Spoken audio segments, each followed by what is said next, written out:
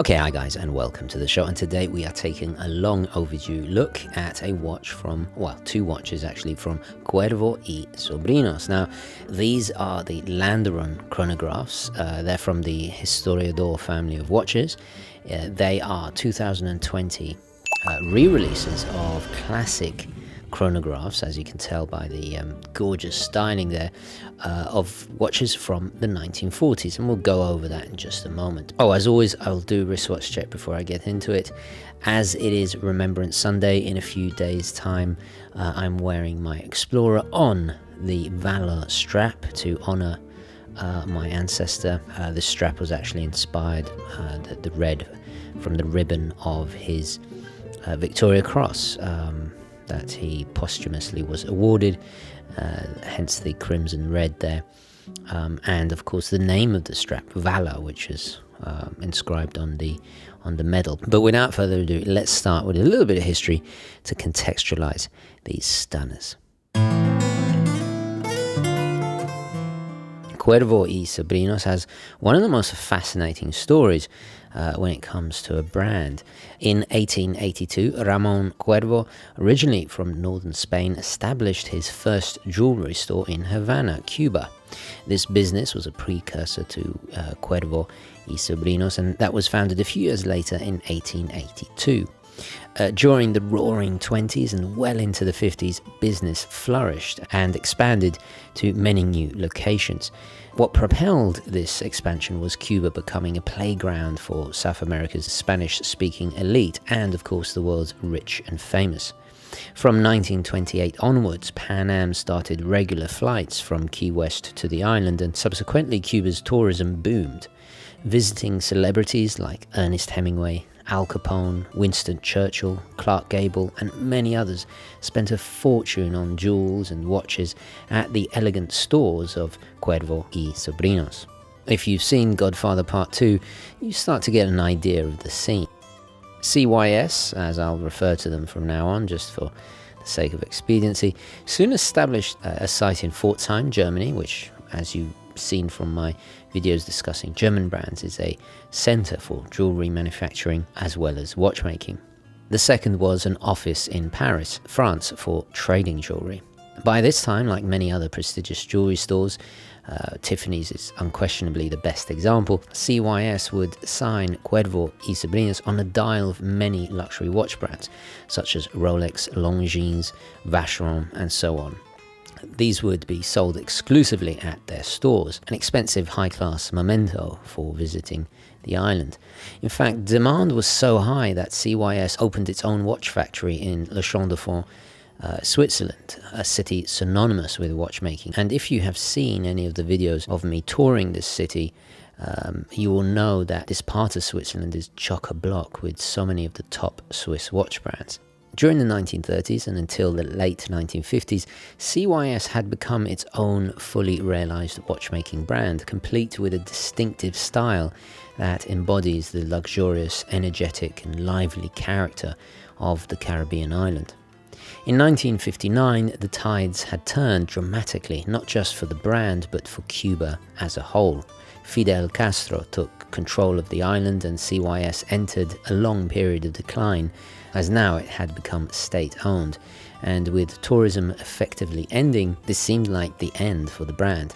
With the exception of some military watches issued to troops during the Cuban intervention in Angola during the 1970s, it would not be until 1997 that the brand would be revived when it was purchased by Italian entrepreneurs Luca Musumeci and Marzio Villa. After gaining access to the brand's archives and antique timepieces from the original shop in Havana, this new era for the brand would take direct inspiration from the past and infuse a whole new generation and manufacture them once again in Switzerland. By the early 2000s, the brand had risen from the ashes, culminating in a fully in-house produced chronograph. In 2005, this was the caliber CYS 2450. The brand then celebrated its 125th anniversary by unveiling the Robusto Tourbillon, further solidifying its position as a fully realized luxury watch brand once again. Today, the brand has 7 collections of watches, and the watch we are looking at is from the Historiador range, which is the more faithful line of watches, characterized principally by being based on classic designs, faithful to the historical models of the 1940s and 50s.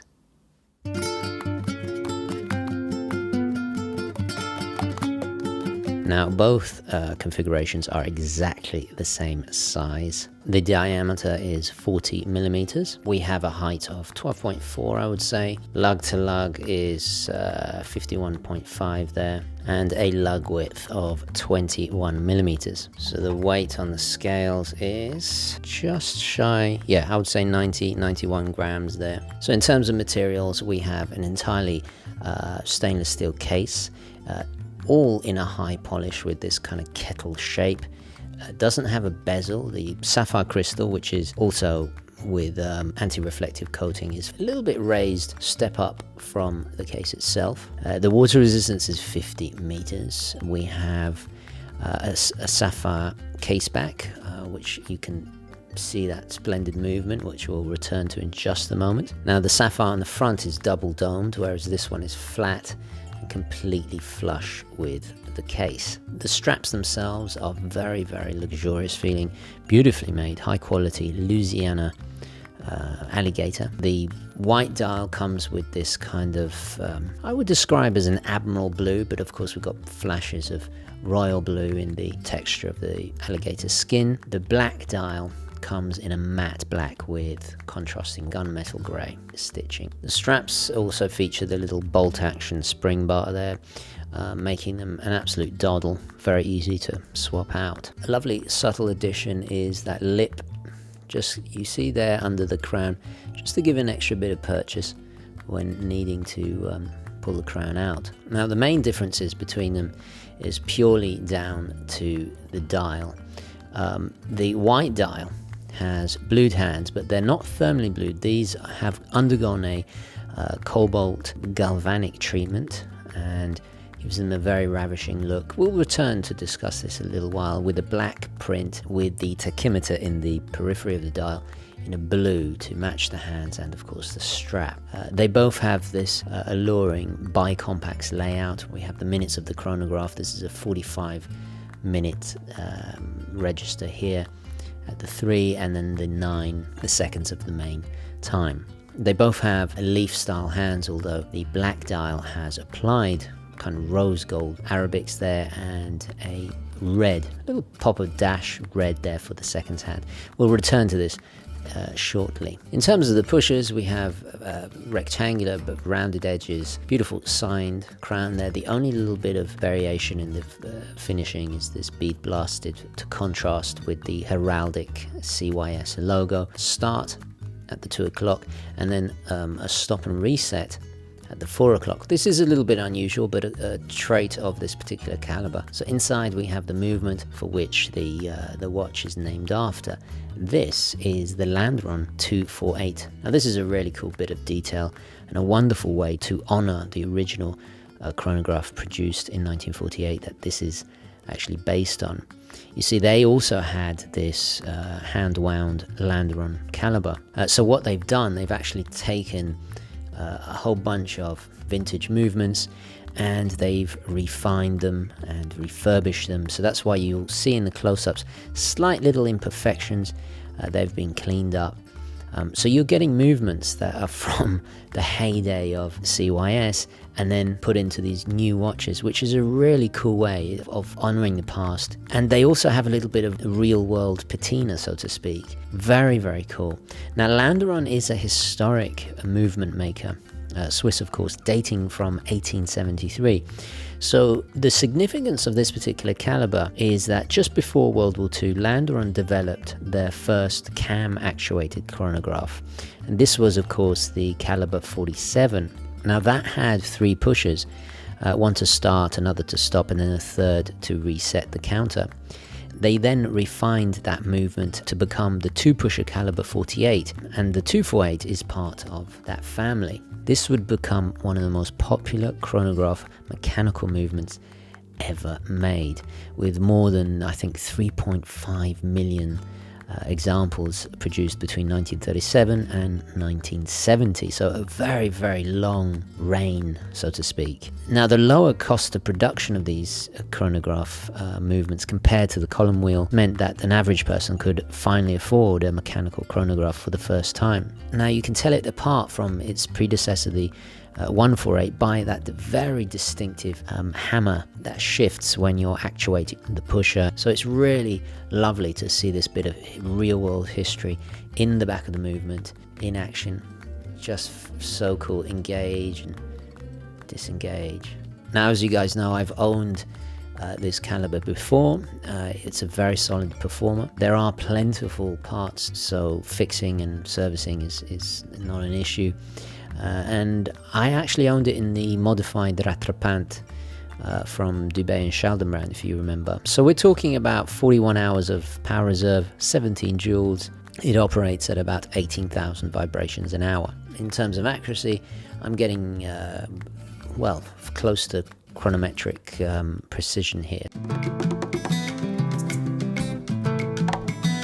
So in terms of style and design, well, I gotta say I adore the white dial. I think it's a little bit more special because obviously it's the most faithful out of the two to the original from 1948. Also, I love the fact they've used a multi-lacquered finish that gives it this almost enamel quality. It's a richness. The black dial is more a matte, and then of course they've done it in a contrasting white print with concentric circles for the subdials that are silver. I think this color scheme, the red, the rose gold there of the applied Arabics, this does remind me of, for some reason it reminds me of my grandfather's old Cuban cigar boxes. So it definitely evokes feelings of its Cuban roots. Something that both chronographs, regardless of the color, that they've done so well is the placement of the subdials. Compared to the original, these sunken subdials have been shifted a little bit, and I think it just accentuates the balance. I also like the way they've placed the script equidistant with the bottom just slightly curved, following the lines of the printing, which is absolutely exquisitely done. Now, if we go back to the white, I do love the way they've actually written the text in Spanish. A refreshing change, and naturally more fitting to CYS. But let's talk about something that is unequivocally a signature of the brand, these incredible lugs. As you guys know, Cuba is full of classic cars due to decades of embargo. So the lugs very much reflect that curvaceous lines and curves that you see on, classic Cadillac fins and the cars of that era. And again, with the tachometer, you've got that little link to motor racing. Even though this is not technically a racing chronograph, it's more of a kind of rich Playboy type watch. Aside from adding to the bold kind of masculine look, it also is actually quite practical. Now, I have very small 6 1/4 inch wrists. They point the strap downwards and really sets itself even on the smaller wrist, and somehow makes them so comfortable. Naturally, I'm more inclined to smaller watches, but this I was able to wear with ease and comfort. Now, if we look at the dial itself, these shapes are echoed by the leaf hands. And then, of course, on the white dial, we have this Art Nouveau style of lettering, which is, to be honest, I think, even though it rarely does work, it is much more of a style indicative of the 1910, 1920s, because of course by the 40s Art Nouveau was very much over, but it still works. Whereas the black dial, I would describe this as far more Art Deco. So this is actually a little bit more fitting for that era. So let's talk about the positives. Well, first of all, I've got to say, these are beautifully made. The quality is outstanding. We have chronometrically accurate performance there. I love the way they've used the refurbished Landeron movement to honor the past. It's clever, it's relevant, it's charming as well, and they really do have an illustrious story behind the brand. So very, very cool. It evokes the age it's trying to capture wonderfully.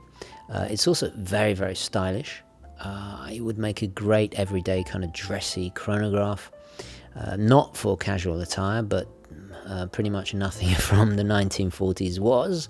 People dressed so much more elegantly back then, and yeah, this is a product of its day after all. Even on my 6¼ inch wrist, it wears masterfully well. I really enjoyed it, actually, I have to say. Now, there are only 100 of these being made each, and they're numbered as well, so I think that's really going to protect the value and help to boost its collectability. I know there is quite a cult following for this brand, and justifiably so. This is certainly something for the collector or the enthusiast who just fancies a nice change from the overly prescribed go-to brands at this kind of price range. So it absolutely delivers that nostalgia, that link to the past of the 40s and 50s. So let's talk about negatives. Well, first of all, the biggest downfall of this watch is going to be its price. It's just over $5,000 each retail. And I can't help but compare. I mean, we all do it, to what else is out there on the market for that kind of money. From far more prestigious chronographs with, serious horological history behind them, like the Navitimer, my personal favorite, the Speedmaster, the Zenith El Primero come to mind for the same price. So it's got some really stiff competition. I don't feel you get as much for your money in comparison. Talking of value for money, while the treatment of the hands is definitely a step up from, the crudely painted blue of the kind of faux thermal bluing you see in like a Seagull watch or something, it's good, but, I think for this kind of money, again, I would have liked to see real thermally blued hands.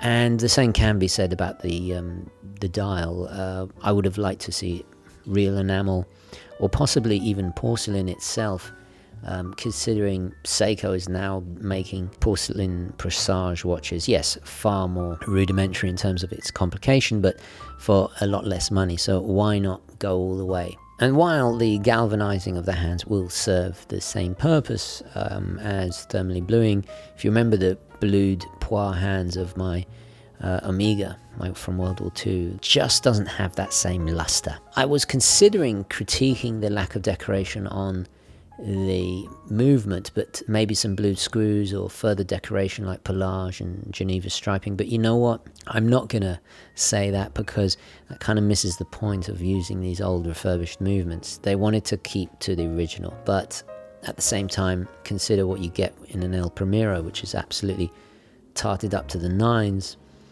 Maybe that extra step would have been nice to really show off this historic Landeron. I just think a little bit more embellishment of the movement would have justified the cost, certainly. I would have liked the rather statuesque case to be a tad thinner. I think it would have elevated the dressy feel of it. And my last point comes to the buckle. There we see the heraldic symbol there. While it is beautifully made, and if I just open it for you, you'll see there's like some pelage in there and so on. The buttons, the actual actuation of the buttons, they're flush with the sides, as you see there, so they're a little bit difficult, not so much here off the wrist, but when it is on the wrist, they're slightly difficult to operate. Not really the end of the world. I would have liked to see these buttons protrude a little bit outwards, so it's just easier. I suspect they made it flush there for a cleaner look, so I guess it's the sake of practicality or ergonomics has been sacrificed to be more aesthetically pleasing. So, in conclusion, I mean, yeah, they are absolutely gorgeous. While the value conscious will be kept away at these, those looking for something a little bit different with a bit of pizzazz and fun, I think will love it. I just wish it packed a little bit more for its punch. I do have to say I adore the watch. It's certainly beautiful, just generally a little bit of a missed opportunity. However, you do feel the link to its Latin-Swiss hybrid of heritage without being forced, which I think would is the risk there. When I was wearing this, it begs to be worn in a casino while puffing on a Cuban cigar and sipping a mojito while listening to the Buena Vista Social Club, you know, playing gently in the background. Yeah, maybe I'm going too far, but that's how you feel when you wear it. It's not a dichotomy you'd expect to work, but it absolutely does. And fundamentally, they are good taste. I love the more understated nature of these watches compared to their more ostentatiously flamboyant watches that, I got to be honest, have kept me away from covering the brand before. So these are definitely a step in the right direction. In fact, this watch in particular has kind of inspired me to take another look at the brand. I think they have some really strong offerings. I am actually considering the Historiador Retrogrado, which is basically a kind of ravishing Breguet style Clou de Paris dial, but with a little bit of a Latin twist on it. It's absolutely gorgeous, so possibly for my collection next year. Well, we'll see how it goes. But anyway, so yeah, an absolute cracking watch, definitely pure class, few corners cut, but still very, very enjoyable if you can afford it, of course. Anyway, guys, let me know your thoughts, queries, comments, opinions, all the rest of it down below. Are there any watches from this brand you like? Perhaps you're an owner of this brand. I'd love to hear your feedback, your experiences. So definitely add your thoughts, queries, comments, opinions, all the rest of it down below. Please don't forget to like this video. Very, very important to support and keep the channel going. That's all I ask. And as always, guys, I will catch you in the next one. Thank you for watching. Ciao.